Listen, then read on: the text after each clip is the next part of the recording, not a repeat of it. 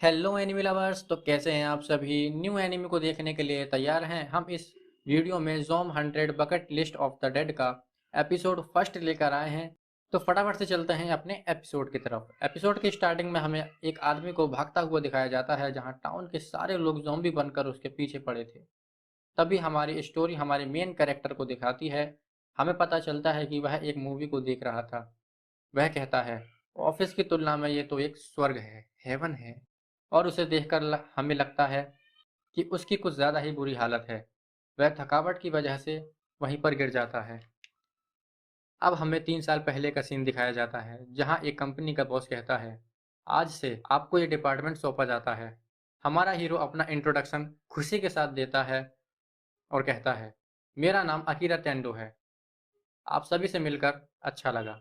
Akira कहता है, पहले ही दिन मुझे आभास हो गया था, यह एक शानदार माहौल वाली कंपनी है।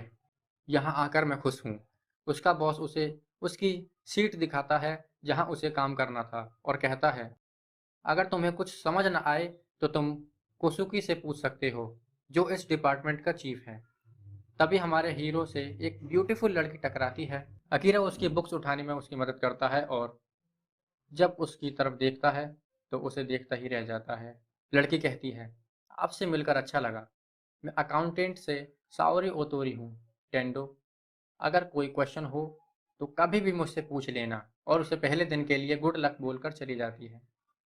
अब हमें शाम का टाइम दिखाया जाता है, जहाँ अकीरा अपने ऑफिस में वर्कर्स के साथ ड्रिंक कर रहा था।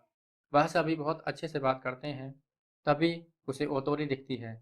अकीरा कहता है, वाओ, ओतोरी कितनी प्यारी है। ये पूरी तरह से मेरी टाइप की है। मैं कड़ी मेहनत करूंगा और रिजल्ट दिखाऊंगा और उस पर अपना अच्छा इंप्रेशन डालूंगा। और पार्टी में उन्हें बहुत टाइम हो जाता है। कुछ समय बाद अकीरा सबसे कहता है, तो घर जाने का टाइम हो गया दोस्तों। तभी सारे लोग खड़े होकर कहते हैं, चलो ऑफिस वापस जाना है। अकीरा हैरान हो जाता है और ऑफिस का सीन दिखाया जाता है।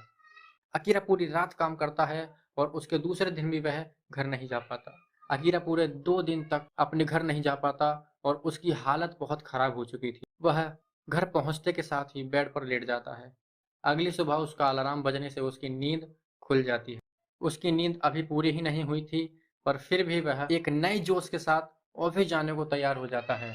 ऑफिस में दिखाया जाता है कि काम की वजह से लोग अपने घर भी नहीं जा रहे थे और अपनी नींद पूरी करने के लिए ऑफिस में ही सो जा रहे थे। पर फिर भी डिपार्टमेंट का चीफ अकीरा और एक लड़की पर चिल्ला रहा था। वह कहता है, तुम लोगों से कोई काम नहीं होता।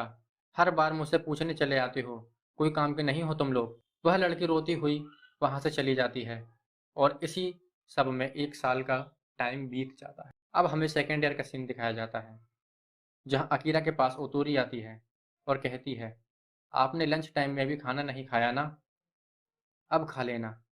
अकीरा अकीरा कहता है और सोचता है, इस कंपनी में ओतोरी ही है जो मेरा इतना ख्याल रखती है, जो मेरी क्रश भी है। थैंक यू सो मच ओतोरी। तभी बॉस स्टाइल में आकर ओतोरी को आवाज़ लगाकर बुलाता है और दोनों एक रूम के अंदर चले जाते हैं। और आप सब समझ जाओ, हमारे हीरो का दिल वहाँ पर टूट जाता है जब वहाँ से अंदर से आवाज़ आती है। वह कहता है, मैं अभी भी यहाँ पर क्यों काम कर रहा हूँ। यही सब सोचते हुए हमारा हीरो अपना टूटा हुआ दिल लेकर वहाँ से चला जाता है।